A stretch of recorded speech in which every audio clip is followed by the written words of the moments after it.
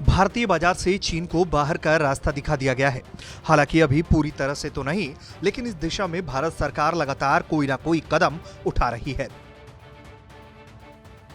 सरकार के नए प्लानों में न सिर्फ चीनी सामानों की भारतीय बाजार में खपत कम हो रही है, बल्कि मेक इन इंडिया के अंतर्गत निर्मित सामानों की भारतीय बाजार में पहुंच को भी बढ़ाया जा रहा है।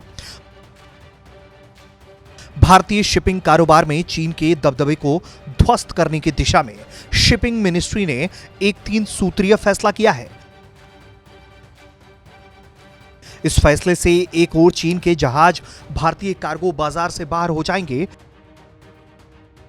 दूसरी ओर देशी शिप बिल्डिंग इंडस्ट्री का तेज विकास सुनिश्चित होगा।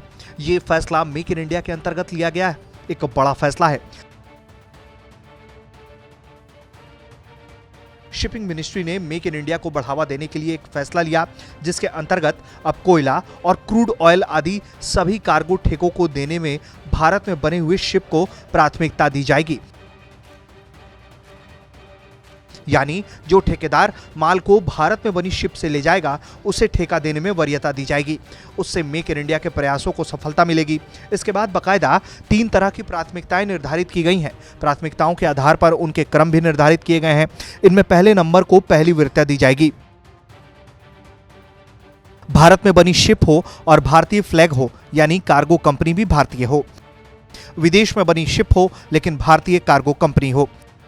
भारत में बनी शिप हो लेकिन विदेशी कार्गो कंपनी हो। इससे भारतीय शिप बिल्डिंग इंडस्ट्री का तेजी से विकास होगा। इसके साथ ही भारत में शिप बिल्डिंग करने वाले उद्यमियों को सरकार ने 20% सब्सिडी देने का ऐलान किया है। यानी अगर कोई जहाज 200 करोड़ में बनाता है तो सरकारी योगदान सब्सिडी के तौर पर 40 करोड़ का होगा। यानी जहाज मालिक को शिप के लिए महज 160 करोड़ रुपए ही देने पड़ेंगे। आपको बता दें कि अभी तक समंदर के कार्गो कारोबार में चीन के साथ नॉर्वे, जापान, कोरिया, ताइवान जैसे देशों की बड़ी हिस्सेदारी रही है, जिसमें माल को विदेशों से आयात करना या विदेशों को निर्यात करने में विदेश में बने पानी के जहाजों का इस्तेमाल होता रहा है। लेकिन अब नई पॉलिसी के तहत सिर्फ ऐसे कारोबारियों को प्राथमिकता मिलेगी जो भारत में बने शिप का इस्तेमाल करेंगे। इनमें से चीन के अलावा कई देश तो शामिल हैं, लेकिन इस कारोबार में सबसे ज़्यादा हाथ चीन का ही है। ऐसे में माना जा रहा है कि इसका सबसे ज्यादा असर चीन पर ही पड़ेगा। ब्यूरो रिपोर्ट, भारत तक।